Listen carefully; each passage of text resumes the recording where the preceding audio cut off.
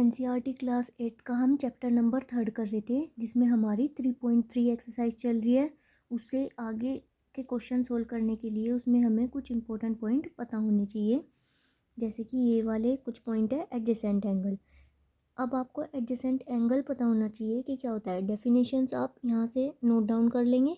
बाकी आप इस तरीके से लर्न कर सकते हैं। जो एंगल लगातार होते हैं वो हमारे क्या होते हैं, एडजेसेंट एंगल होते हैं। जैसे कि ए के बाद डायरेक्टली बी है, तो ये दोनों कॉमन पॉइंट है, इनके कॉमन आर्म है, तो ये क्या हो गए हमारे एडजेसेंट एंगल।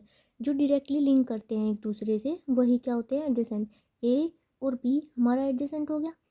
ए और डी का कोई लिंक नहीं है, तो ये दोनों एडजेसेंट एंगल नहीं होंगे। ए और सी का लिंक है, तो ये एडजेसेंट हो जाएंगे। सी और डी एडजेसेंट हो जाएंगे।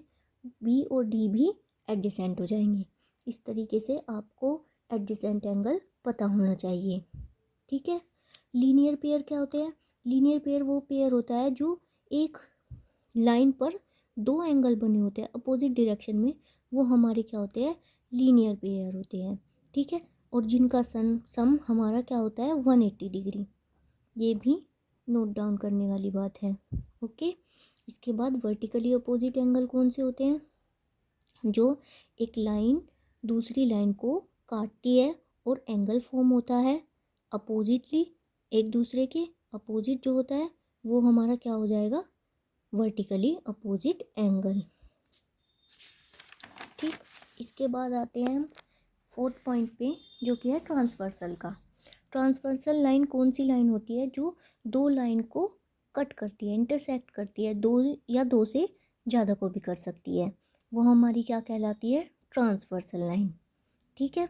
और जो उसमें एंगल फॉर्म होते हैं उनके हमें नेम पता होने चाहिए, ताकि हम आगे के क्वेश्चंस एक्सरसाइज 3.3 में इजीली सोल्व कर सकें, ठीक है। तो फर्स्ट क्या है, इंटीरियर एंगल हमें पता होने चाहिए कौन से होते हैं। जैसे कि इसमें इंटीरियर एंगल क्या है, 3, 4, 5 एंड 6, ये हमारे इंटीरियर एंगल्स हैं, ओके। एक्सटीरियर एंगल्स कौन कौन से हैं हमारे, 1, 2, 7 और 8, ये हमारे एक्सटीरियर एंगल्स हैं। अब हमें ये पता होना चाहिए कि कोरस्पोंडिंग एंगल्स के पेयर कौन कौन से होते हैं, ठीक है। जैसे कि ये एक बाहर वाला एक अंदर वाला, तो ये पेयर हमारा बन जाएगा कोरस्पोंडिंग पेयर, एंगल 1 और एंगल 5, ठीक।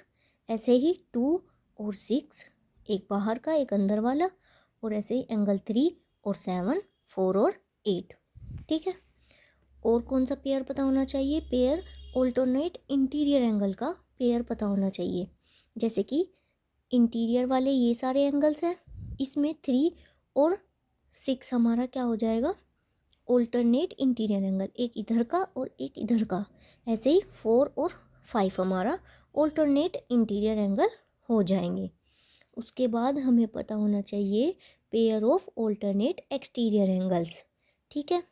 एक्सटीरियर एंगल्स ऑल्टरनेट इन कौन से होंगे, एंगल 2 और एंगल 7, एंगल 1 और एंगल 8, ठीक है।